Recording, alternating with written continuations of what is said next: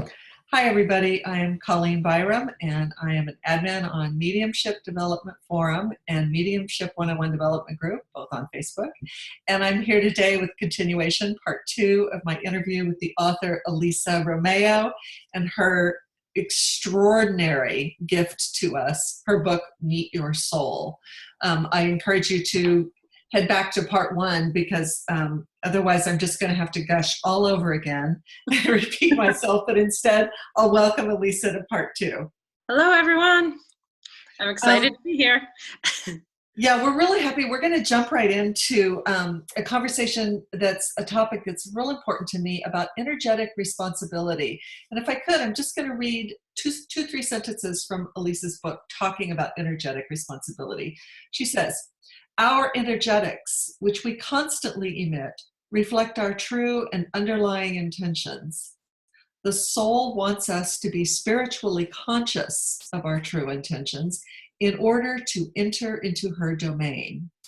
When we become aware, open, and honest toward the energetic dynamics of surrounding us, we humble the ego and become acquainted with our spiritual reality." Can you take it from there? Yeah, I mean, I think, and we touched a little bit this on part 1 around, to me, what this is it's soul alignment. Like we come in, our soul brings us here to have this experience on this planet based on love lessons that she wants for us. She wants us to get those things. And in some ways, energetic responsibility could sound like, oh, boring. That sounds kind of heavy. I don't want to be responsible for all my energetics, but it's a gift. When we do the work, we get to receive connection with our soul. That's what happens when we're energetically responsible, is we're doing the work to look at our shadow stuff, which sometimes, especially with psychics, we want to feel special. We want to feel powerful. We want to feel different and unique. And it's being aware of where that is in our psychological shadow, so that we're energetically responsible, so that we're coming to sessions really aware where maybe our inner child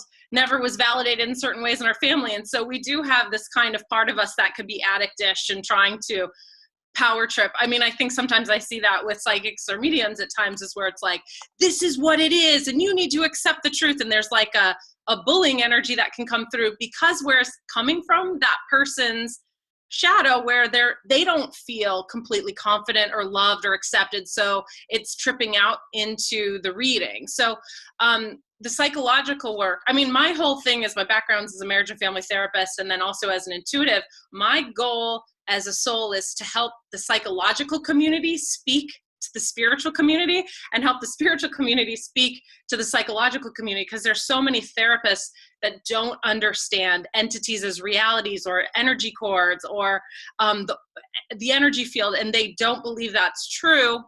And then there's so many people in the New Age community that are very clear on that stuff, but they're not clear of their own psychological work in terms of where their shadow is and where they're power tripping or inflated as an ego, or all these things that can also affect the work. So to do good work, we have to be aware of both. My first book, Authentic Intuition, I don't even know, Colleen, if you know that book, or I'll send it to you today, but it's about energetic responsibility and protection and boundaries. And I talk about the energetics of projection or projective identification, like what's happening there, so that we can become more conscious and aligned with our souls and receive the expansion that comes through connecting in that way. But I see it kind of like, I talk about in Meet Your Soul too, it's kind of like the emperor with no clothes. I think what happens is, before we're psychic, we kind of feel like we can only receive what someone's about based on what they say or do. And then as you become more psychic, you're like, oh, this is not projection. I'm actually receiving information about what their intentions are that maybe they're not aware of. And there's also a great place for shadow, because with power comes responsibility. So I think as psychics, we need to be even more responsible than the average Joe around really doing the discernment work of what's a projection and what's actually true psychic information, because it can get tricky if if I'm walking over to the Montessori and I feel mom looking at me judgmentally, am I receiving that psychic information she's judging me, or is it a projection from some wounded place in myself that I haven't done work on? So that's that discernment work that comes from starting to become energetically responsible. My master's thesis was about what's the difference between projection and intuition, because I was really obsessed with that topic. Like, how can we really know when we're psychically on track and that we're not tripping out on an ego place? So this question I've been deeply obsessed with for over 20 years, you know. So yeah, I think I remember when I was actually meditating a lot through my psychic program down in San Francisco, I went to Green Apple Books. Do you know Green Apple Books? It's a really cool bookstore out. I don't know if it's still there, but, and I went up to my favorite section, like metaphysical, you know, self-help section.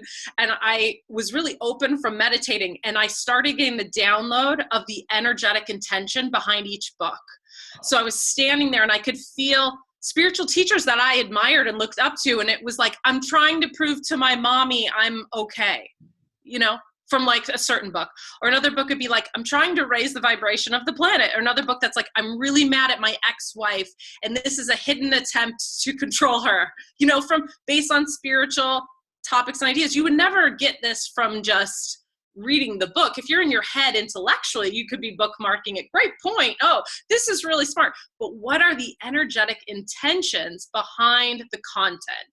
And I think when you become to a certain degree of energetic sensitivity, these things matter. And I think even when we're empaths and we're unconscious of it, these things still matter. We're just more unconscious of how it's affecting us. We might be like reading a book and then feeling kind of slimed or depleted, but then we're like, but the book's really a good book and I like everything it says. So like, maybe I just, you know, had too much sugar for breakfast. Or, you know, we start to create these other ideas of why we're feeling weird.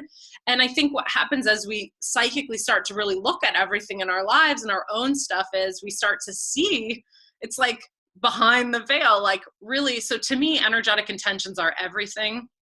Impact in the world is also important, but I think actually what's even more important is the intention. And I think that has a lot to do with karma. I think karma is created based on our core intention. Like if we're creating a product, I think this is so major for people with their businesses. If you're creating a product, is your intention, I want to clean myself up and present more, you know, together than I am to make money? Is that what's the core intention? Or is the core intention like service? And then being really honest and transparent with wherever you're at as a human.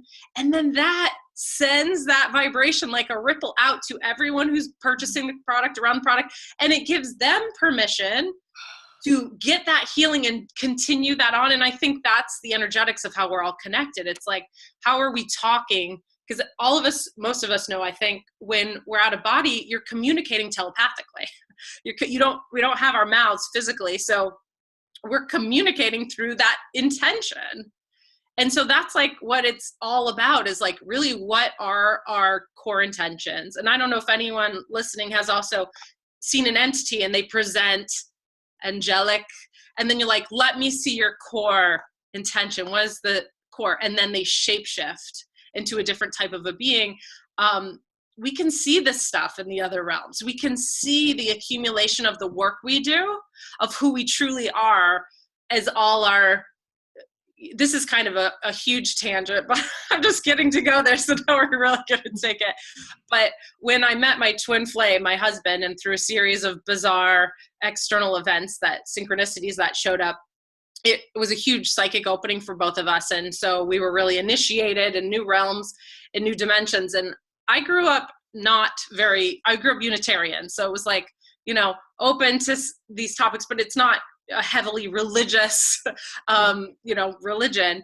And so Jesus to me was, I wasn't programmed with ideas around Jesus. So when Jesus and Magdalene showed up as spirits for me in that period of time, it was very shocking and disorienting to kind of realize how much I loved them and was completely committed to their cause. And I started talking to them about a lot of this stuff. And one thing Jesus said, by the way, is like, I hate it when people say, what would Jesus do? Because what Jesus did, what I did in that lifetime was listen so wholeheartedly to my soul, to God love through everything, that I was not listening to what anyone else would do. And what I want truly for people is them to do the meet your soul work, like for them to just stubbornly focus on that as your authority of your love self in terms of navigation versus other people's souls. But what I saw from him first before I saw Magdalene was, it was like he came as a form. So it was like the outline of his form, and I could feel almost like the atoms within the form, and the amount of there was no hiding. Every bit was love energy that had been completely brought up to the light. I don't know how to put this in good words, but it really resonated with me that every time I have a little like thought, like that is in my energy field, and somebody who wants to see it can see that and can feel that. And that little place in me needs love and needs to be brought completely to the altar of love and shattered on the table, but not repressed or minimized or pushed down. And like, I'm happy, I'm good up here, because we can all feel that too. But actually through honesty of really like where we're at, where our shit's at, and being really real about admitting that and then healing that. So I guess I can just, once I saw them, it was kind of this North Star reminder of where we're all working towards. And it's made me sometimes uncomfortably aware of where I'm still doing work, because I can feel those places that still need more work and love and healing. So to me, that's what energetic responsibility is that I'm not saying I'm done and I'm completely an avatar or my sainted self, but I am aware of the journey. I'm aware of where I'm headed, like how to get there and where the work is. I would say that your compass knows where its north is. Yeah. That you are pointed in the right direction and gaining momentum from the feel of it from this chair. God, that's absolutely beautiful. Thank you so much for sharing that personal and fabulously illuminating experience that you had. I kind of want to sit here with my mouth hanging open on the floor, but I don't think that makes for good interview technique. So I'm going to plunge forward.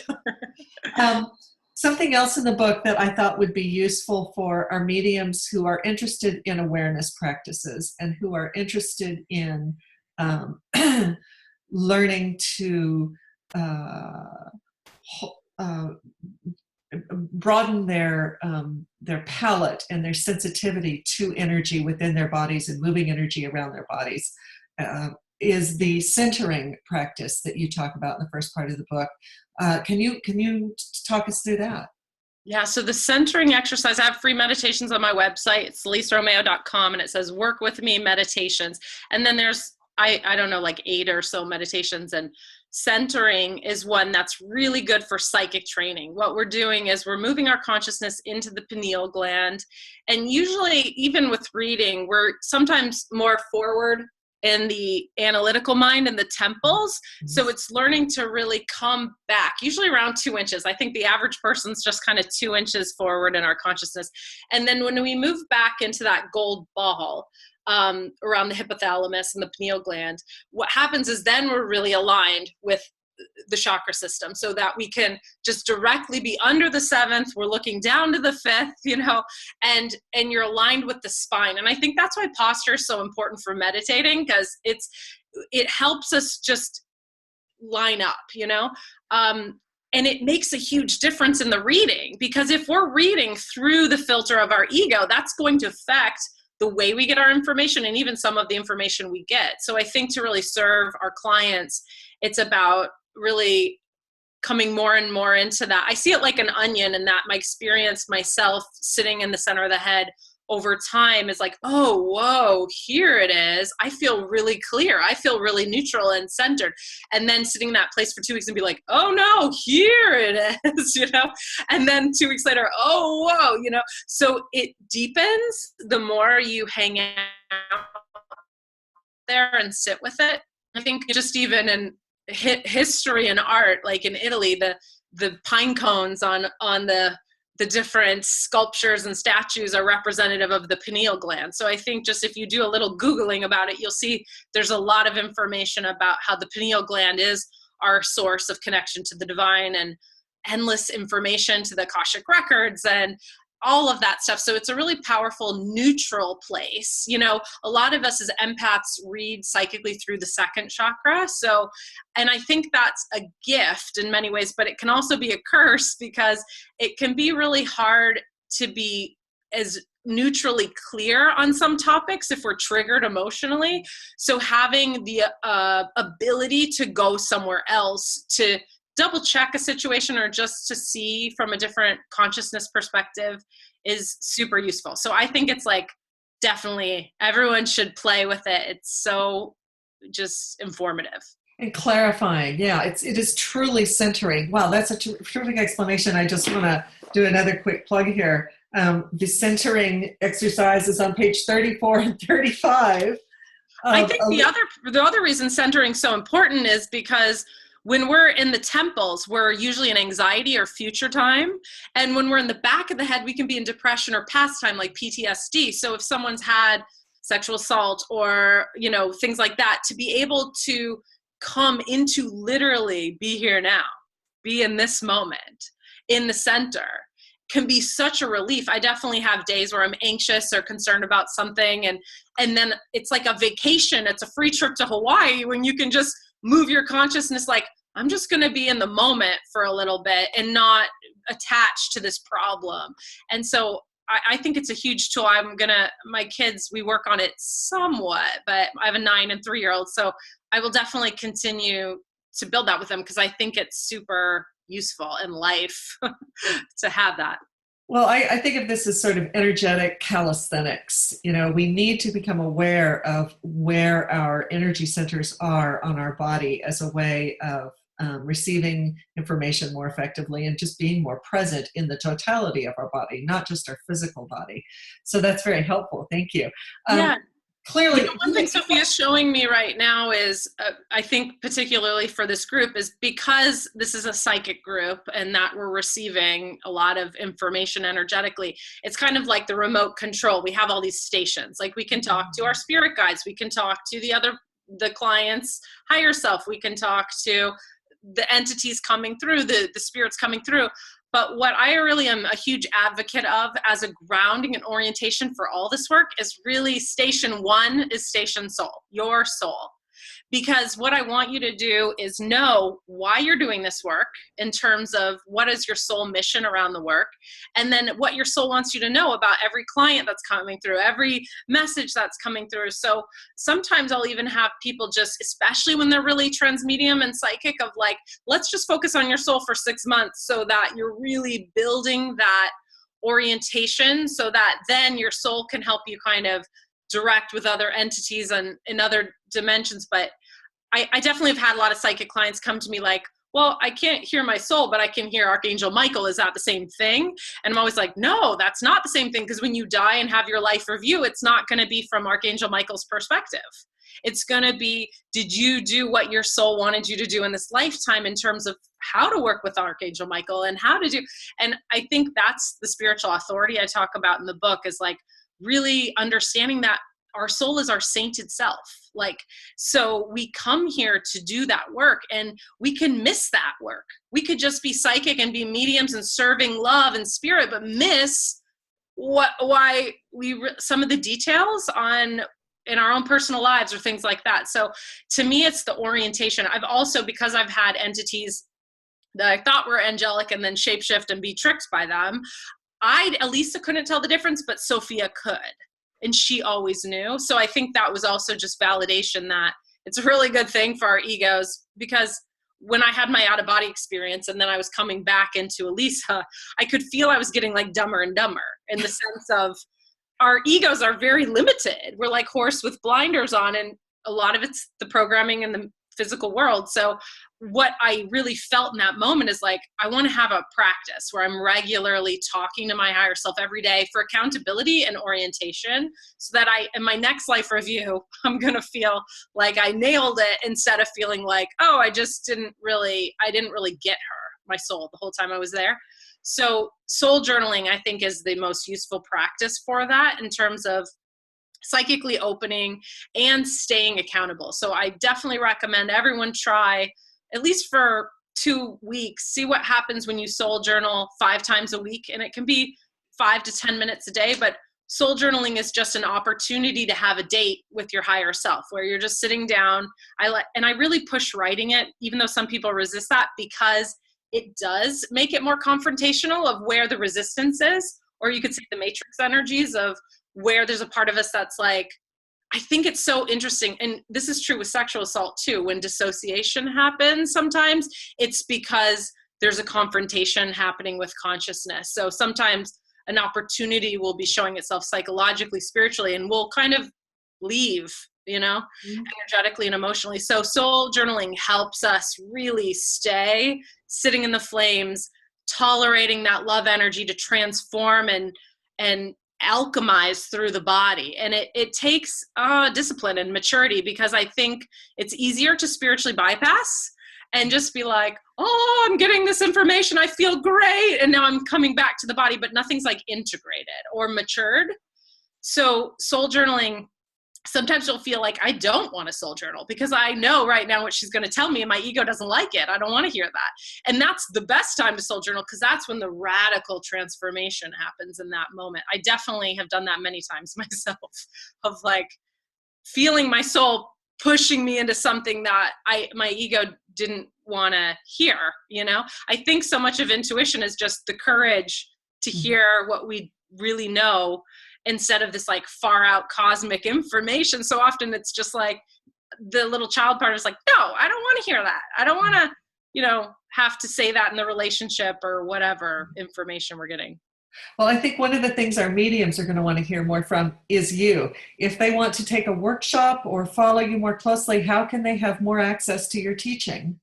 I do soul sessions, and there's a package for people who are really like diving into deeper work, where it's group packages, and that usually activates the container to kind of kick things off more intensely. So I'll have people send me their soul journaling too between sessions, so that I can really psychically look at what's going on between the ego and the soul, and how I'm a Capricorn, so I love efficiency. Like all my work's really like, how can we do this as quickly as possible? So that I'm kind of weeding out energetically, and I do energy work on it. And the film trailer is a good way to feel the soul embodiment. The retreats we do in the summer we have lighter retreats that are more kind of the meet your soul work. And then we have the higher level retreats, which is the soul incarnation in the body. And it becomes really like, birthing, where there's contractions as the soul comes in the body. And sometimes people are having big emotional responses, because when love comes in, it's like anywhere we're identified as not love comes up to be purged. So there is really this in the body feminine way of incarnation that's happening. But I have the film trailer, I guess it's up for, which is called Awakening from the Heart. And that's a good thing to watch, to see what activates from your own feelings and energy level as you're watching it. We're doing a film about this work, so we have the trailer up on my website. So that's one way you can start energetically working with me. I'll have that link to the trailer here in the comments below, and I urge people to watch it, and if you are comfortable doing so, share what your experiences were. I haven't seen it yet. I'm really looking forward to it. I would love to hear people's experience of what you felt or spiritually started to open as you watched the trailer, because was the soul message for me. Is we were going to take that summer off, and Sophia came in and said, nope, you're going to do this retreat and you're going to film it, and then you're going to make this free film that's going to raise consciousness of the planet showing the soul work. So I was like, okay. So that's the journey we're on there. Well, this has been a fabulous, fabulous journey with you this morning. I'm so thrilled that we made this connection online and we can share this this promise and this hopefulness and this excitement and possibility of really becoming better aligned with our highest and best self, our sainted self, as you said. Thank you so much for being with us, and we absolutely will ask you back when the movie's done, if not before. Thank you. So thank you, Lisa. Thanks for being here. Thanks so much. Anybody who has any comments, first of all, elisaromeo.com, and the trailer will be posted below. One more time for the 400, in case you didn't see it the other 400 times I held the book up, Meet Your Soul by Elisa Romeo. It's a transformational work, and I hope that everyone who can get access to it and finds a deep place inside them will be moved forward to bring this healing energy forward on the planet. We can join Elisa in this journey. Thanks so much. Thank you.